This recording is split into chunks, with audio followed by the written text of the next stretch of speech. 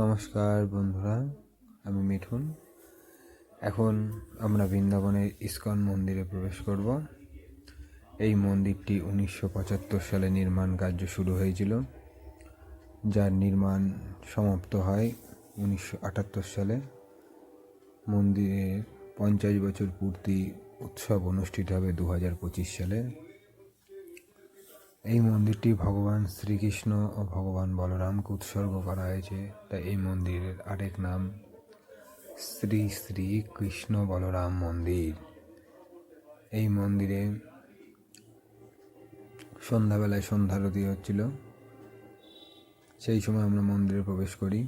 প্রচণ্ড ভিড় থাকায় আমরা সন্ধ্যারতি ঠিক মতো দর্শন করতে পারিনি।